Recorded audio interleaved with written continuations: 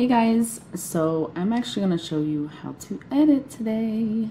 The way I edit is a little different. I don't use iMovie, I don't use Final Cut Pro, but I do use Cyberlink PowerDirector. Right now I currently use the PowerDirector 16 version. Eventually I will be using PowerDirector 17. For now, this is what I have, this is what I can afford, so this is what we're gonna use. I'm gonna give you guys kind of an idea on how I do my intro. I'm actually gonna switch from this view to the view to the actual screen because it's a lot easier for you guys to be able to see it. But I'm actually gonna have to use my computer. I'm gonna actually have to use the camera to kind of show, like, for the audio part of it, because yeah, I can't, for some reason I can't get this audio thing to work on my computer. So, and to record the screen, I actually use a program that Cyberlink provides. So yeah, this is basically what I'm using. Down here at the bottom, it gives you the option to make it bigger so you're able to see more in depth. You can also do this, hold it down and do that so that you can expand, or I guess you can say is a zoom it in. And then these are also all the control panels as well that I will be using. Rarely ever do I use anything over here, up here. Sometimes I do, but that's if I'm doing like speeding or any of that sort. But just for like an intro, because this is just to give you an idea of how I do it. So what I do is I actually listen to the song. Ew. So what I do is I actually, this one actually has a audio to it, so I delete the audio on this one as well, and then I'll bring this one up so that it matches, so I can actually see. You can also change the names of the file. I usually put 1 because then it makes it easier, or an L. So it's easier for me to be able to see exactly what I'm looking for. And then I listen to the song and then go for either the voice or I go for the beat.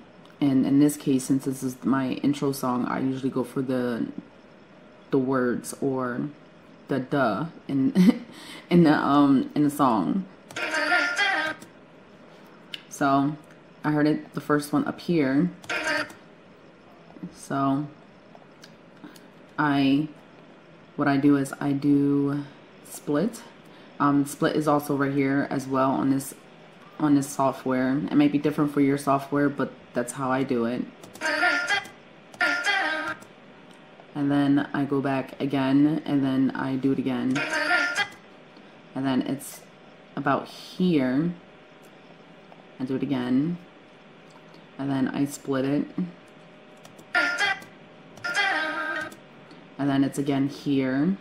So that's basically what I do. I just keep splitting it until I get what I want, and then I'll take another image that I want, and then I'll try and size up that image. So let me finish out this, and then I'll be able to show you guys what I'm talking about.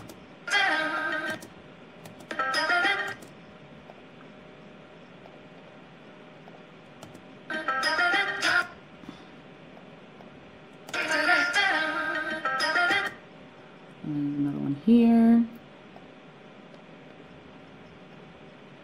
Split it.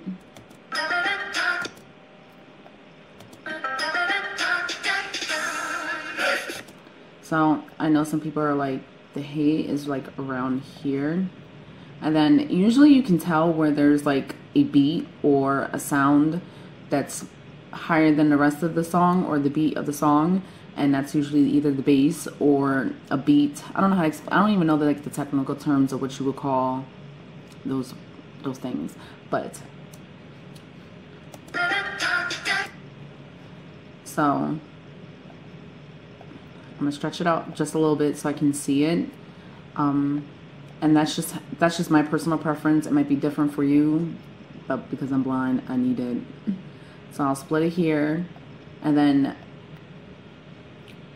I split it here, again here, again here. And usually the software can pretty much pick up where you're trying to hit at if you click it here. Again here. And then this is basically all I do. It's not really hard. I tell people to basically practice with it, play with it, have fun. Whether if you hate what you came up with, there's always next time. Don't stress yourself out or have an anxiety attack over trying to basically get out the content. Take your time and then enjoy having, like, you have to actually enjoy doing this. If you don't enjoy it and it's becoming stressful and you're getting anxiety over it, it's not worth it to you. It's not worth the hassle if you're not enjoying it.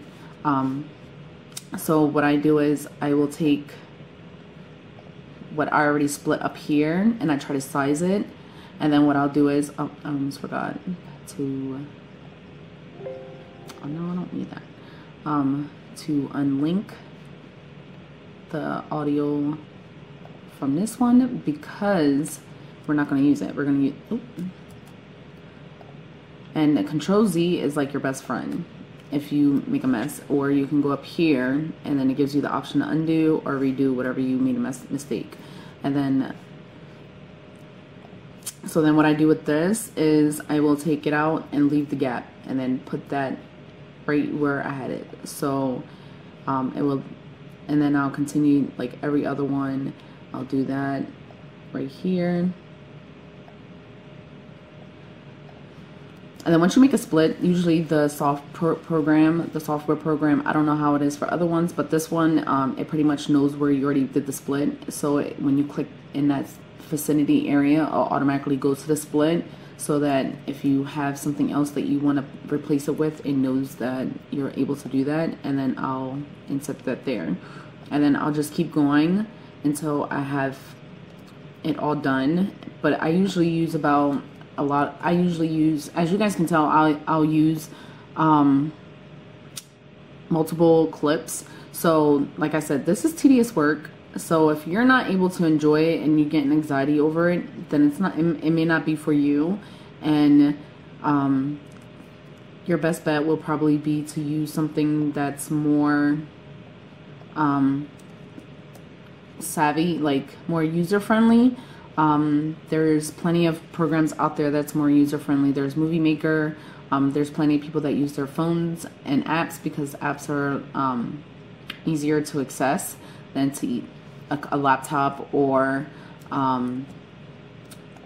any other thing. I don't know how to explain it. But yeah, it's just easier to access. So apps on your phone are actually a lot easier than to use a software like this. Take it out, and then just so you guys can get an idea of what it would look like once it's complete. Well, it's not complete, but it just gives you an idea of what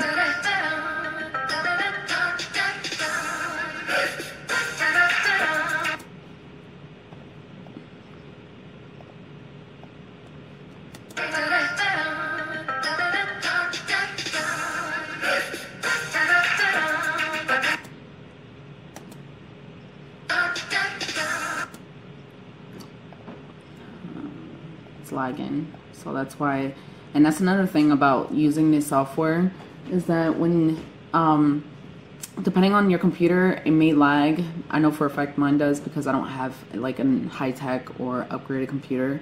So it's even more tedious work for me, because I have to constantly keep replaying it over and over again to make sure that I have exactly what I need for the clips or the montage or whatever. So sometimes it freezes, sometimes it doesn't. So if you're going to use a laptop, use what you have. Don't stress about getting an expensive program that may not work for your devices. Stick with what you have, and Movie Maker and iMovie is just as good as any other software. Just because it's free and you see other people use other software doesn't mean that it has to be what you have to have the same thing. So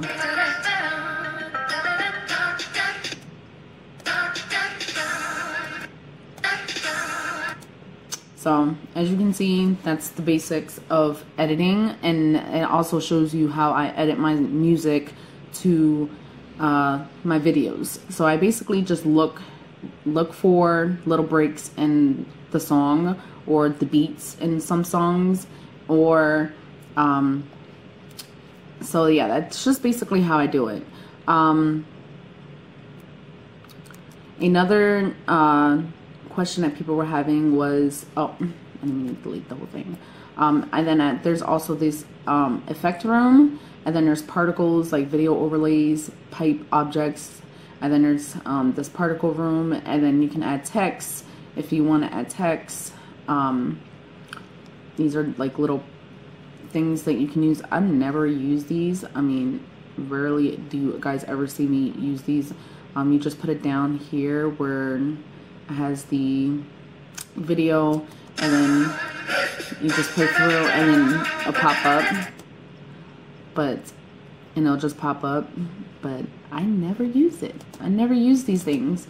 It just depends on your style and what you prefer.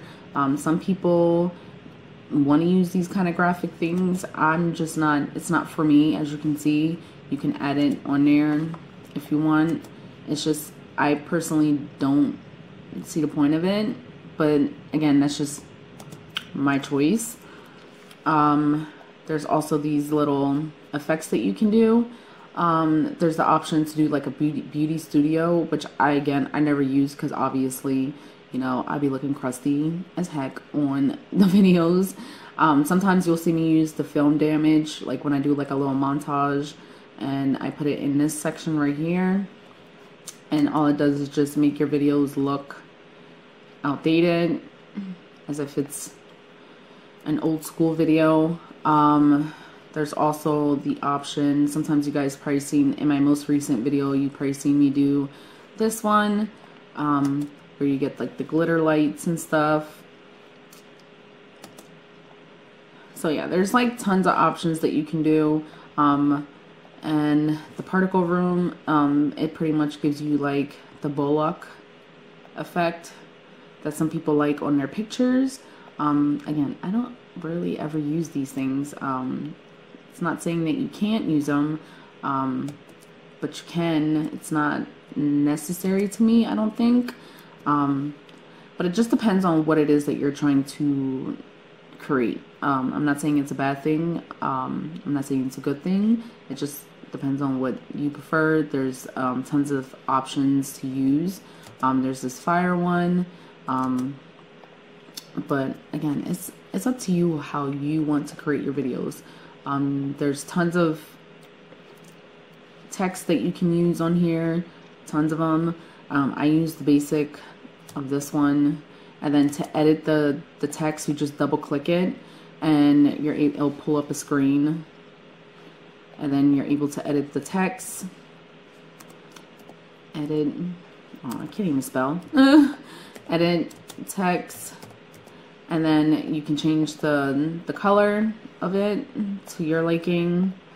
You can change the font to your liking. You're able to also add text to it if you want. It's not that hard to add text. You just have to download it and then upload it to the program, and it's available for you. You can do shadow, you can do borders. There's also the option to do different effects to it. There's this option where you can do, and there's so many ways that you guys can do your videos. You can also do motion, where it does like the little squiggles. Let me show you guys. And it'll bounce around for you. So yeah, there's tons of options on how you want to do this. There's also the option to do like, I don't even know what the word is. What is it called? Transition. And there you go. There's the option to do transition. So if you want to do a transition, it will look like this.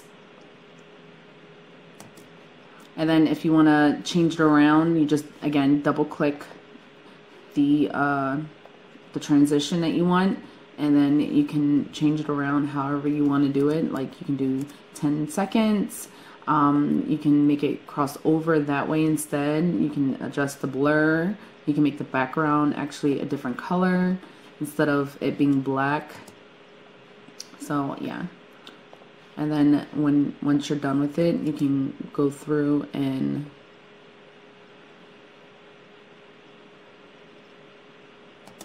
you can do it that way. It's up to you how you guys want to do your videos. It doesn't have to be anything spectacular. There's also the option to do delete that one. There's also the option to do music if you want, to do the gradual with the music as well.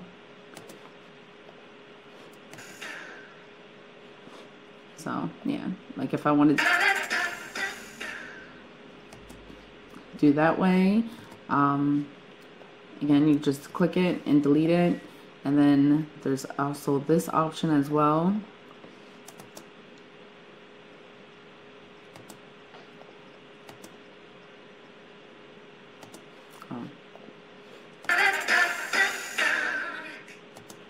So yeah, there's so many ways that you guys can utilize this. It doesn't have to necessarily be whichever one that they provide.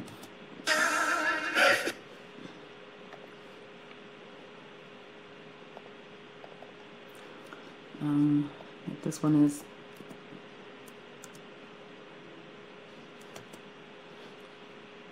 so yeah, it's so many ways that you guys can do this. It doesn't have to be that hard. I usually just go through and actually edit my videos and go from there. The reason why I do it that way is because I will edit my videos and then add in any like titles, transitions that I want to add in. If I wanted to put in special effects, I can go in at the end. But what I usually do is I go through my video clips of what it is that I want. So what I'll do is I'll just go through and split it how I want it to go flow through, and then I'll add in any special effects at the end. You don't have to do it that way. That's your personal choice. You can change it however you want to do it. You can edit however you want to do it. And then once you're done with your video and it's completely complete, you go to Produce.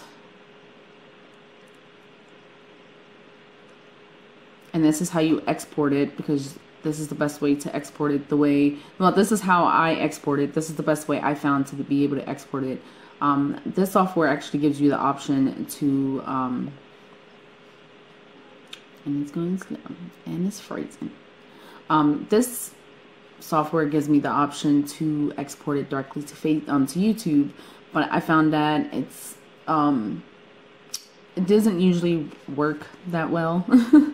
So right here it gives you the option to upload directly to, once it exports, it gives you the option to upload directly to YouTube, Dailymotion, Vimeo, and I've never heard of UQ, but it gives you the option to upload directly to those sites if you want to. You just have to enter in your login information and everything, and then that's it. Like down here it gives you the option right here to log in, to share on their timeline publicly to their website. Again, I don't do that. It's just my choice. I found to do the standard 2D to export. I don't know how it is for iMovie and all that, but I just do this. For the most part, I can do intelligent SVRT. Basically, it just gives you an idea of what settings to export it in, and they'll give you an idea on how, like, so you don't have to try and figure out all this. So it basically gives you how to edit it, and it tells you basically, like, so you don't have to try and figure out, okay, it's MP4.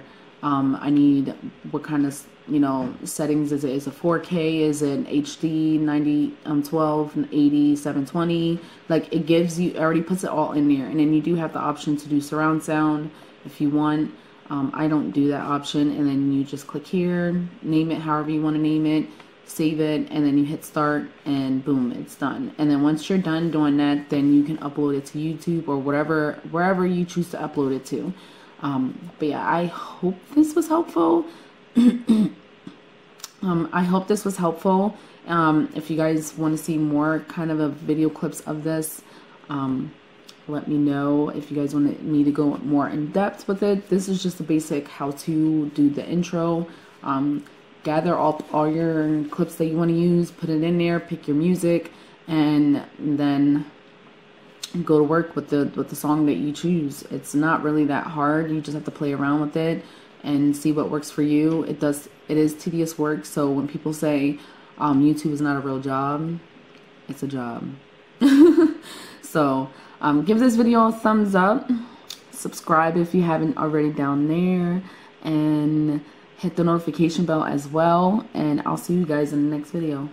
Bye.